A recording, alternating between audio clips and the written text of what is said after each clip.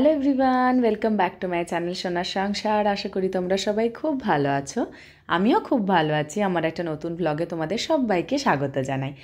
আজকে ব্লগটা শুরু করলাম একদিন সন্ধেবেলার থেকে। পিসির বাড়িতে থাকতেই এইখানে একটা পিসির বাড়ি থেকে 10 মিনিট দূরে রিক্সায় করে আমরা গেলাম।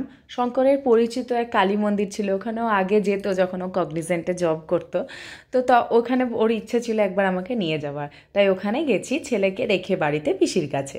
তো এবার আমাদের সব গুছিয়ে নিতে হবে, পরের দিন আমাদের এই বেরোনো।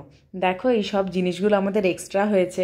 একটু বকাবকি করছে শঙ্কর যে এত জিনিস কোথায় নিয়ে যাব, কিন্তু আমি বললাম যে দুর্গাপুর থেকে তো আমাদের কলকাতা শুধু বাজার করব আসবো বললে তো আর আসা যায় না চট করে, তাই কিছু করার নেই, জিনিসগুলো আমাদের একটা এক্সট্রা ব্যাগ করে নিয়ে যেতে হবে। এই দেখো পরের দিন ভোরবেলা হয়ে গেছে, আমরা 4:30টার সময় বেরিয়ে পড়লাম পিসির বাড়ির থেকে। খুব ঠান্ডা ছিল সেই দিন, ওই যে পিসি পিছন দাঁড়িয়েছিল বাইরে।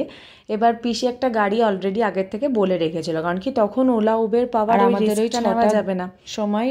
শতাব্দীর টিকিট কাটা ছিল। 2-3 দিন ধরে শঙ্করকে বলেছিলাম যে ব্ল্যাকের টিকিট কেটে রাখতে, কিন্তু ওই আমাদের দুজনেরই মাথা থেকে একদম বেরিয়ে গেছিলো। তো আসার আগের দিন যখন টিকিট কাটতে যায় তখন দেখে ব্ল্যাকে অলরেডি ওয়েটিং আছে। তো আর কোনো অপশন, কারণ কি আমরা ভলভোর জন্য যেতে চাইলাম না, কারণ কি ভলভোতে অনেকটা টাইম লাগবে, 3 ঘন্টা তো মিনিমাম লাগবেই। প্লাস ছেলে খাবে, ও একভাবে বসে আসতে গেলে না ওর অসুবিধাই হবে। ট্রেনে একটু হাঁটা চলাও করতে পারবে চাইলে। তার জন্য দেখো আমরা এই শতাব্দীর টিকিটই কেটেছি। আর শতাব্দী তো খুব কম টাইম নেয়, 7:30 পৌনে 8টার মধ্যে আমাদেরকে দুর্গাপুরে ঢুকিয়ে দিয়েছিল।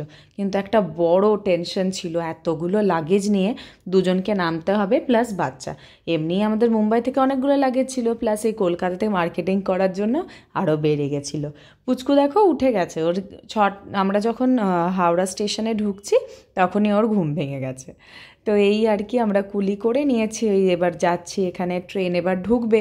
এত ঠান্ডা হাওয়া দিচ্ছিল না, আমি মাথায় নিজের চাদরটা খুলে ওকে জড়িয়ে নিয়েছি। ওর মনে হচ্ছিল ওর সোয়েটারে আর টুপিতেও ঠান্ডা কাটবে না, খুব হাওয়া দিচ্ছিল সেই দিন। ঠান্ডাটা একটু বেশির দিকেই ছিল। ওঠার সময় তো কোনো ঝামেলা নেই, দেখো ট্রেন ঢুকছে, তো কুলিকে নিয়ে একবারে গিয়ে লাগেজ রেখে তারপরে আমি ধীরে সুস্থে উঠবো, কারণ কি অত তো তাড়াহুড়োর কিছু নেই।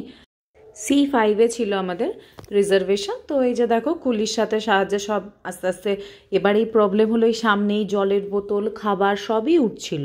তো ওনারাও বললেন এখন একটু ট্রেন দাঁড়িয়ে আছে, ধীরে সুস্থে। আমি ঠিক মাঝখানে একটু জায়গা করে উঠে পড়েছি।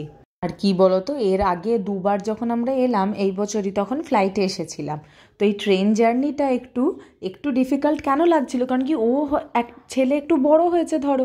এবার ওকে আমি ওই জায়গাগুলোতে হাঁটাতেও পারছি না, যদি লেগে টেগে যায়, বা তাড়াতাড়ি সব বড়রা হাঁটাহাঁটি করছে, প্লাস ওকে কোলে নিয়ে চলাটাও ডিফিকাল্ট হয়ে যাচ্ছে। তাই একটু তো অসুবিধা আমাদের হচ্ছিলই, কিন্তু আর কিছু করার নেই। এবার যেহেতু আমাদের অনেকগুলো ব্যাগ, কিন্তু আমরা 2টো মানুষ, তাই বড়গুলো ওপরে উঠিয়েছি, আর ল্যাপটপ ব্যাগ একটা উঠিয়েছি, একটা নিচে রেখে, যেটাতে ওর গরম জল টুকটাক খাবার আছে সেইটা নিচে রেখেছি। এই যে দেখো ট্রেন ছেড়ে দিল, বেশ ভালো লাগলো। পিসির বাড়ি এতদিন পর এসে 3-4 দিন থেকে তারপরে এবার আমরা এই যে নিজের বাড়ির দিকে রওনা দিলাম। ওটাও একটা ভীষণ এক্সাইটেড ফিল করছি আমরা। এবার দুজনের মধ্যে একজনকে পুচকুকে কোলে নিতে হবে, আর একজনের জায়গাতে দুজনের খাবারটাই রাখতে হয়েছে, কিছু করার নেই। এবার তখন মনে হচ্ছিল যে আরেকটা সিট যদি হতো তাহলে ভালো হতো, ওকে বসিয়ে রাখা যেত, কিন্তু সেটার তো অপশন নেই। তাই আগে শঙ্কর খেয়ে নিচ্ছে, দিয়ে ওকে কোলে নিচ্ছে, তারপরে আমি খেয়ে নিচ্ছি, এমনি করে। তো এই দেখো দুর্গাপুরে নেমে গেছি। আহা কি যে ভালো লাগছে, নিজের শহর নিজের জায়গা। নাম্বার পর ওকেও একটু ছেড়ে দিয়েছিলাম, ও কন্টিনিউয়াসলি 1.5-2 ঘন্টা কোলে কোলেই আছে।